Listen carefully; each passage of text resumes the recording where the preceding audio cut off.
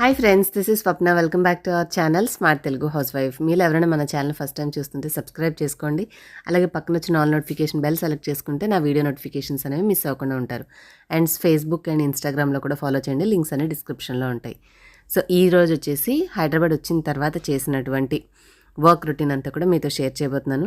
So మేము morning వచ్చేసరికి around 10 or 11 సరిగ్గా గుర్తులేదు, 10:30 తర్వాత కల్లా వచ్చేసామండి. ఉదయాన్నే బయలుదేరాం కాబట్టి మంచిగా ఎక్కువ ఎండ పడకుండా ప్రశాంతంగా ఇంటికి వచ్చేసాము. అండ్ లాస్ట్ టైం మా బాబు అడిగాడని చెప్పి మా అమ్మ మేము వచ్చేసరికి వచ్చిన తర్వాత ఏదో ఒక విధంగా గజిబిజిగా ఉంటుంది కాబట్టి పని అవ్వదని తను అడిగాడని చెప్పేసేసి చెక్కలు చేసింది. చక్కగా బ్రేక్ఫాస్ట్ తిన్నాక నేను చిన్నగా అన్నం తిన్న తర్వాత మధ్యాహ్నం నుంచి ఇక్కడ కొండాపూర్లోనే మా ఇంటికి దగ్గరలో ఫేసిల్ క్లినిక్ అని ఉందండి. సో ఈ క్లినిక్ నేను లాస్ట్ టైం ఆల్రెడీ మీకు హెయిర్కి పిఆర్పి ట్రీట్మెంట్ కోసము వచ్చాను అండ్ హెయిర్ రిడక్షన్ కోసం కూడా లేజర్ తీసుకున్నాను. లైక్ లాస్ట్ జనవరిలో వచ్చాను, జనవరి 14th.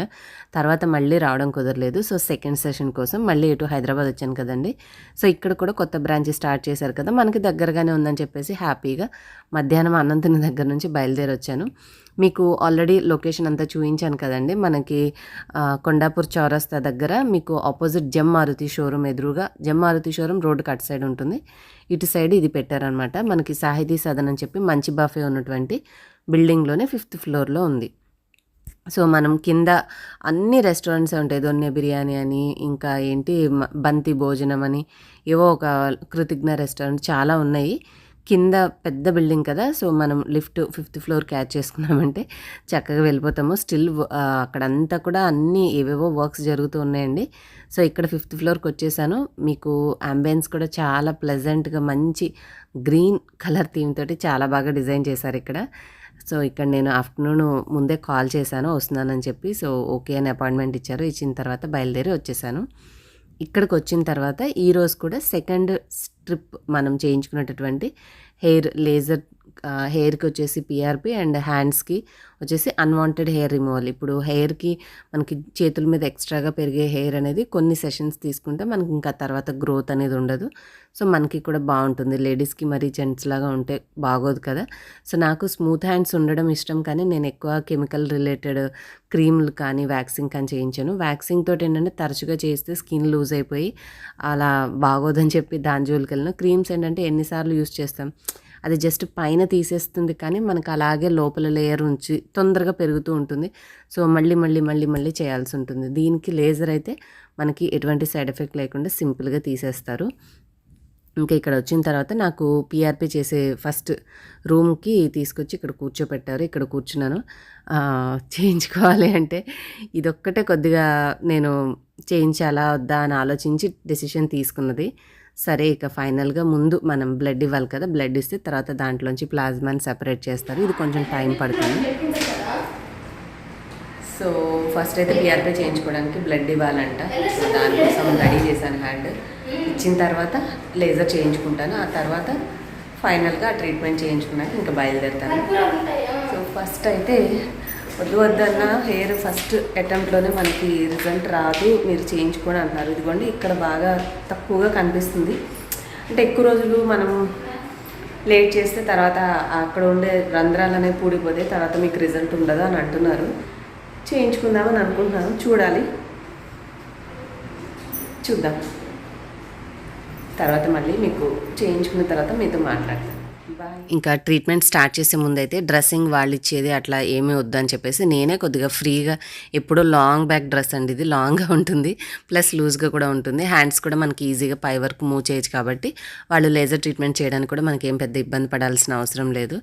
సో కొంచెం టెన్షన్ పడుతుంటే నాకు జాగ్రత్తగా మంచిగా ఎక్స్ప్లెయిన్ చేస్తూ దాని యొక్క యూజెస్ అవన్నీ ఎక్స్ప్లెయిన్ చేస్తున్నారు. సో మనకేంటంటే ఒక పాజిటివ్గా వాళ్ళు చెప్పే మాటలు వింటూ చేయించుకుంటే కొంచెం భయం అనేది అనిపించదు, చక్కగా చేసుకోగలుగుతాము అండ్ రిజల్ట్ కూడా వస్తుందనే నమ్మకం ఉంటుంది కదా. సో నన్ను ప్రశాంతంగా రిలాక్స్ అవ్వమని చెప్పి వాళ్ళు చేస్తూ మంచిగా మాటలు చెప్తూ ఉన్నారు. సో ఇంకా ఇలాగా ముందైతే ఫస్ట్ పిఆర్పి ట్రీట్మెంట్ చేయించేసుకున్నాను.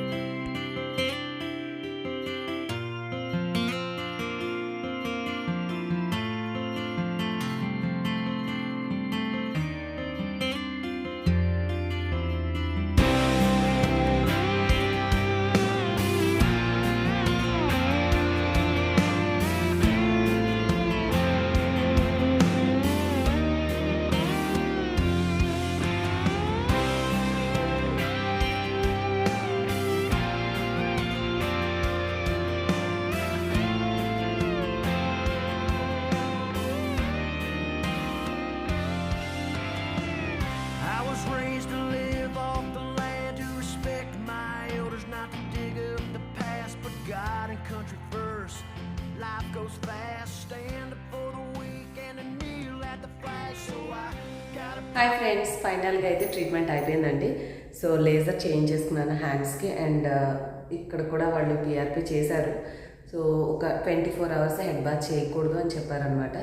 ఒక 2 days మనం వాటర్తో తడపకుండా కేర్ తీసుకుంటే సరిపోతుంది. కొంచెం ఇక్కడ మబ్బుగా అనిపిస్తుంది అనమాట. ఇంకైతే ఇప్పుడు ఇంటికి బయలుదేరుతాను. So that's it all for today. మీలో ఎవరైనా ఇట్లాగా ఏదైనా హెయిర్ రిలేటెడ్ ప్రాబ్లం కానీ స్కిన్ రిలేటెడ్ ప్రాబ్లం కానీ ఏమైనా ఉండి సొల్యూషన్ కావాలనుకుంటే మనకి కొండాపూర్లో కూడా కొత్తది బ్రాంచ్ ఉంది, ఈవెన్ కొత్తపేటలో కూడా ఉంది. సో మీరు అక్కడ విజిట్ చేయొచ్చు. ఇంకైతే నేను ఇప్పుడు ఇంటికి వెళ్ళాలి. సో వెళ్ళిన తర్వాత మళ్ళీ మిమ్మల్ని ఇంకా ట్రీట్మెంట్ అయిపోయిన తర్వాత సాయంత్రం అయిందండి. ఇంటికి వచ్చేసాను. ఇంటికి వచ్చి ఇంట్లో పిల్లల్ని పని అంతా చూసుకున్నాను. అండ్ ఇంకొకటి ఏంటంటే ఆ రోజు మా మదర్ని కూడా మేము హాస్పిటలైజ్ చేసాము. ఏంటి వివరాలు అనేవి మీకు నెక్స్ట్ వ్లాగ్లో చెప్తాను. సో మెయిన్గా అయితే నేను వచ్చింది ఆ పర్పస్ కోసం కూడా అండి.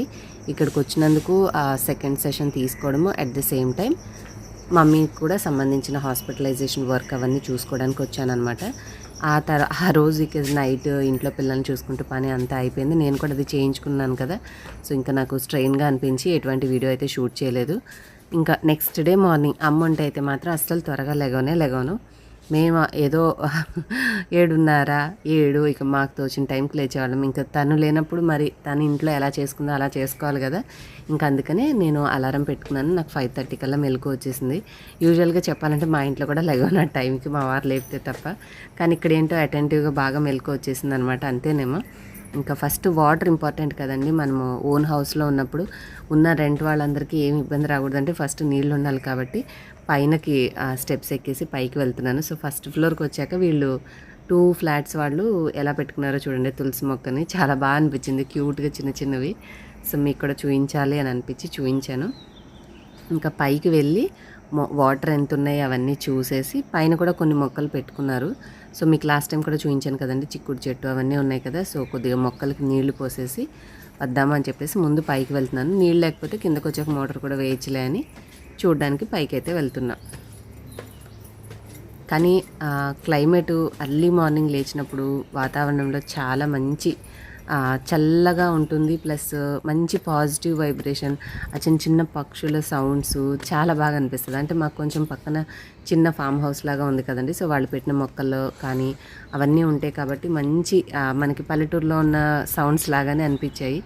చాలా బాగా అనిపించింది. మొత్తానికైతే పైకి వచ్చేసాను. ఇంత కాంక్రీట్ జంగిల్ లాంటి ఈ హైదరాబాద్లో మాకు ఇంటికి దగ్గరగా ఆ మాత్రం గ్రీనరీ ఉండడం చాలా బ్లెస్డ్ అని అనుకుంటాం మేమైతే. ఇంకా ఇక్కడికి వచ్చాక చూస్తే ఇగోండి చెట్లు ఇలా ఉన్నాయి. ఎండాకాలం కాబట్టి ఖచ్చితంగా వాటర్ పోయిపోతే ఒక్క రోజుకి వాడిపోతాయి కాబట్టి ఇక ముందు ప్లాంట్స్కి అయితే నీళ్లు పోసేస్తాను. సో వాటికి వాటర్ తీసుకోవడానికి మేము ఫస్ట్గా లాస్ట్ కట్టుకునేటప్పుడు పైన ఇలాగ అవసరం అన్నట్టు ట్యాప్ ఎక్స్ట్రా పెట్టించుకోలేదండి. సో పైన ట్యాంక్స్ అన్నీ ఉంటాయి కదా. సో ఇంకా ట్యాంక్లో నుంచి డాడీ ఒక బకెట్టు అలాగే ఒక జగ్గు పక్కకు పెట్టి ఉంచారు. సో ఇంకా తీసుకొని మనం నీళ్ళు నింపినప్పుడు పై వరకు వచ్చేస్తాయి కాబట్టి అందులో నుంచి కొంచెం తోడుకొని ఇంకా చెట్లకైతే వాటర్ పోసేస్తున్నాను.